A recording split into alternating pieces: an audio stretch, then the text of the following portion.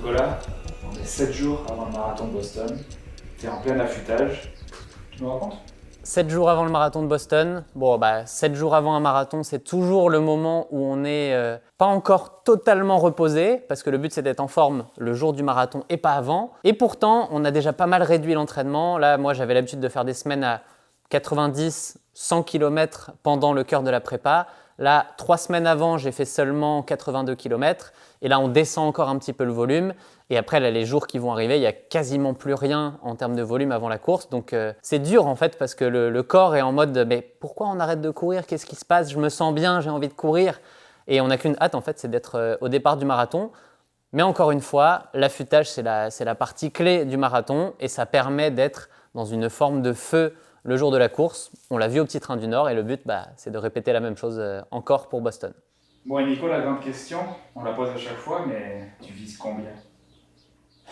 Je sais que c'est la question que tout le monde se pose et j'en ai déjà reçu pas mal en commentaire, en message privé de savoir qu'est-ce que je visais à Boston. Déjà sur les courses en temps normal, j'aime pas donner des chronos précis. Si je prends l'exemple du Petit Train du Nord, en fait, j'avais un plan A, un plan B, un plan C. Le plan A, c'était tout simplement de me qualifier pour le marathon de Boston. Donc c'était de viser entre 2h48 et 2h50. J'aurais été très content avec ça. Le plan B, c'est si tout se passe excellemment bien, c'était de viser les 2h45. J'ai eu la chance là-bas, ça s'est bien passé. Et le plan C, c'est si ça va moins bien, et là, je voulais au moins battre mon record et faire moins de 2h55. Du coup, pour Boston, j'ai un petit peu la même réflexion. Le plan A, en fait, c'est d'aller essayer de refaire le chrono que j'ai fait au Petit Train du Nord parce que tout simplement, le parcours est plus difficile. La météo peut être compliquée aussi. On va en reparler. Et le plan B, c'est si tout va bien.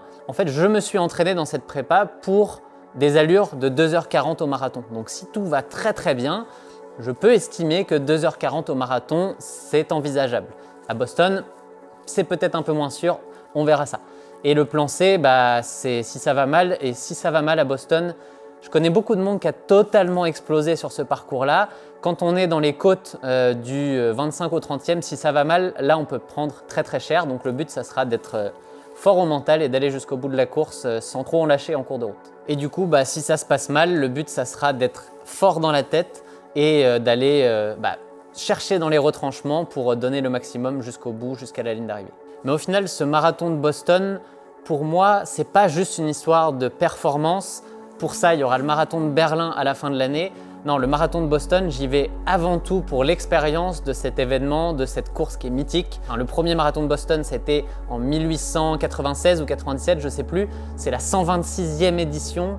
C'est une course mythique, il va y avoir des spectateurs tout le long, l'ambiance va être folle et j'ai juste envie d'en profiter. En fait, j'ai envie de vivre cette expérience avant tout. Donc, le chrono m'importe toujours évidemment, mais pas autant que sur une course où j'y vais 100% pour ça. Là, j'y vais aussi pour vivre ça et pour kiffer l'expérience. Donc, quel que soit le résultat, au final, je pense que je serai heureux à la fin de la course parce que j'aurai enfin pu participer à cette course que je vise depuis des années et puis je pourrais vous raconter tout ça. Du coup, si on reprend les chiffres, ce marathon de Boston, c'est un parcours au profil principalement descendant. Il y a 400 mètres de dénivelé négatif sur la course.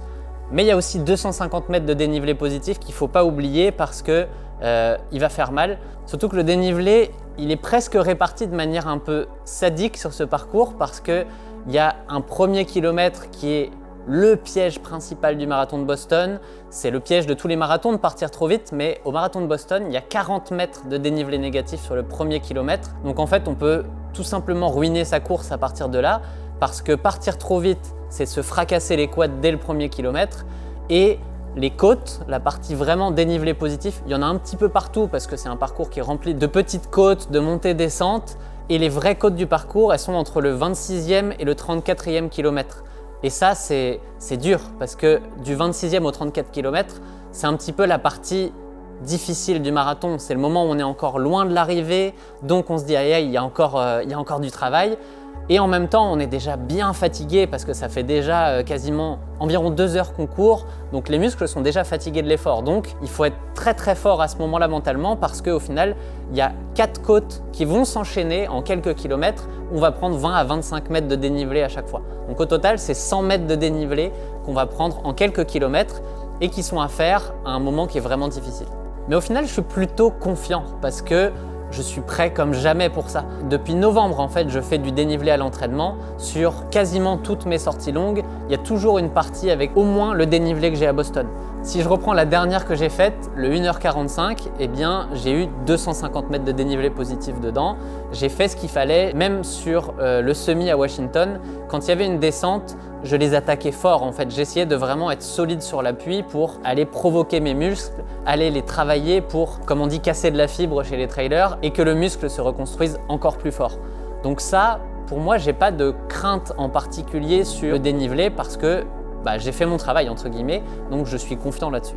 Du coup, mon plan de course, il est extrêmement simple. J'ai regardé un petit peu les analyses qu'il y a sur internet et si on prend les élites ou ceux qui font des bons temps au marathon de Boston, grosso modo, ils courent 3% plus rapide que leur moyenne sur le début de la course, la partie qui est un peu plus descendante, et donc 3% moins vite sur la deuxième partie, là où il y a les côtes. Donc mon but, c'est de ne pas partir plus vite que 3% plus vite que mon allure moyenne. C'est si je vise entre 2h40 et 2h45, c'est entre 3h47 au kilomètre et 3h53 au kilomètre. 3% de plus, c'est ne pas dépasser les 3 minutes 40 au kilomètre sur le début de la course. Donc ça, je l'ai dans un coin de ma tête. Je vais vraiment suivre ça sur ma montre pour pas faire de bêtises de ce côté-là. Essayer de garder au maximum mon énergie pour que quand j'arrive dans les Newton Hills, j'ai encore l'énergie de pousser un peu plus fort pour monter ces côtes. Et ensuite, une fois qu'elles sont passées, la bonne nouvelle, c'est qu'à partir du 34e kilomètre, il n'y a quasiment plus de montée. C'est quasiment tout plat ou profil légèrement descendant. Donc après, on n'a plus qu'à rouler jusqu'à l'arrivée, entre guillemets. Petite anecdote du coup là-dessus, on est sur une course américaine. Je l'ai déjà vécu au semi de Washington. J'avais aucune idée d'où j'étais sur le parcours en fait parce que c'était des miles tout le long. Donc je sais qu'à un moment je me dis alors là je dois être environ au 10e kilomètre. Donc là ce que j'ai fait au final c'est de convertir mon allure en minutes par mile au lieu de minutes par kilomètre. Et je sais que je dois faire environ 6 minutes 05 par mile pour être sur mon allure marathon. Donc je vais regarder ça à chaque mile sur les panneaux qu'il y a sur le bord de la course pour être sûr d'être dans la bonne allure et pas me fier 100% à ma montre, sinon ça peut faire comme à Washington où j'avais 1 minute 30 d'écart sur le chrono à l'arrivée. On parle beaucoup de météo dans Imparfait, surtout sur les premiers épisodes. J'ai l'impression que tu vas nous en parler là aussi.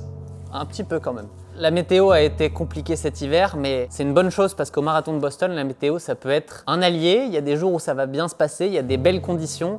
En 2011, par exemple, les élites ont eu un vent d'eau tout le long. Donc c'est très agréable quand on a un vent d'eau tout le long, mais ça arrive à peu près une fois toutes les 10 éditions. Donc bonne nouvelle, c'est pas arrivé depuis 2011, donc on a une chance que ça arrive sur l'édition 2022. Mais il faut pas oublier qu'en 2018, il y avait 2 à 3 degrés au départ, avec un vent de face tout le long et une pluie battante. Et là, ça a plutôt été la course à l'hypothermie. Il y a beaucoup de gens qui n'ont pas fini la course et la majeure partie, même les élites, beaucoup ont fini avec une veste et ont fini frigorifiés en fait. Donc j'espère vraiment pas que ça sera ce genre de conditions, mais j'espère pas non plus qu'on aura ce qu'il y a eu en 2012, puisque en 2012, il y a eu 32 degrés. Et là, 32 degrés quand on vient de l'hiver québécois, je pense que je peux signer tout de suite mon arrêt de mort sur la course. Vous allez me retrouver en train de ramper au 20e kilomètre. Donc après, on va croiser les doigts pour de belles conditions. Et sinon, il faudra juste oublier toute velléité de chrono et simplement se mettre l'objectif d'aller au bout. Sachant qu'en plus, c'est pas un départ normal où on arrive 20 à 30 minutes avant le départ de notre course, on se met dans notre sas et tout va bien. On part de Boston, on va au départ qui est à 42 km de Boston. Pour ça, il faut prendre un bus qui est à 6h45 du matin, alors que le départ de la course est à 10h. Donc ça veut dire qu'on a environ 2 à 3 heures à attendre sur place, dehors, dans le froid s'il fait froid, avant de pouvoir prendre le départ de sa course. Donc il y a une fatigue qui va s'installer avant même la course, et si les conditions sont en plus difficiles, ça s'ajoute tout ça un petit peu, et avant même de partir, on est déjà fatigué. Donc c'est presque cette partie-là en fait qui m'inquiète le plus sur le marathon de Boston. Du coup, ça dépendra un petit peu de la température là-bas, mais s'il fait frais, il y a de grandes chances que je respecte les conseils que j'ai donnés il y a quelques jours pour ceux qui ont participé au marathon de Paris. C'est-à-dire que pour aller au départ, je vais me couvrir de vieux vêtements, autant que nécessaire pour ne pas avoir froid en restant 2 à 3 heures dehors. Et puis après, du coup, là-bas, on peut jeter les vieux vêtements et ils sont récupérés et donnés à des associations. Donc, on va jouer le jeu à fond parce que je suis quelqu'un d'un peu frileux quand je ne suis pas en train de bouger. Et si j'arrive au départ du marathon en étant frigorifié, vous pouvez être sûr qu'il n'y a pas de performance possible derrière pour tout ça. Du coup, on ne sera pas là au départ pour toi, puis on ne sera pas là non plus sur toute la durée de ta course comment tu vas gérer ça et comment tu vas gérer ton ravitaillement? Pour le ravitaillement, c'est assez simple. Déjà parce que comme il y a beaucoup d'incertitudes sur cette course à Boston, parce que je ne connais pas le parcours, je ne connais pas l'organisation, je ne connais pas la météo, j'ai rien changé côté stratégie de ravitaillement en tant que tel. Donc je reprends celle du Petit Train du Nord, c'est-à-dire que je vais viser environ 70 grammes par heure de glucides. Je vais juste changer un petit peu la manière de les prendre, parce qu'au Petit Train, j'avais eu 3 gourdes de boissons énergétiques, 2 que j'avais avec moi dès le départ et une que Elodie m'avait tendue au 28e kilomètre. Cette fois, il n'y aura personne au 28e kilomètre, donc je vais oublier cette 3e gourde. Je vais partir avec les 2 premières qui vont me faire les 2 premières heures de course, donc 40 grammes de glucides par heure par bouteille. Et en plus de ça, je vais avoir mes gels. Et là, la bonne nouvelle, c'est que je ne vais pas avoir besoin de les porter parce que Morton est le sponsor du marathon de Boston. Donc il y a 3 stations sur le parcours où ils vont donner des gels et ils sont bien placés pour ça. Donc je vais pouvoir prendre les gels au moment où ils sont distribués sur le parcours. Puis après, niveau vidéo, c'est sûr que ça ne sera pas comme au Petit Train du Nord, hein. On ne pourra pas avoir le drone, toi et Elodie qui suivaient le parcours et qui pouvaient prendre des images un peu partout. Donc ça va être principalement moi et ma GoPro qui va essayer de retranscrire au maximum ce qui se passe pendant la course. Et puis après, on va se retrouver à l'arrivée pour débriefer tout ça ensemble. Est-ce qu'on va quand même pouvoir te suivre tout au long de la course? Alors oui, parce que Boston a sa propre application de suivi qui s'appelle BAA Racing. Et mon numéro de dossard, c'est le 1365. Donc pour tous ceux qui veulent suivre un peu ma course, ça démarre à 10h du matin le lundi 18 avril. Du coup, 10h du matin à Boston, ça fait 16h en France. Et je crois qu'il y a des splits tous les 5 km, donc vous pourrez avoir pas mal de détails sur là où j'en suis dans ma course. Puis de toute manière, Elodie mettra sûrement des petites stories sur Instagram pour faire suivre ça à tout le monde.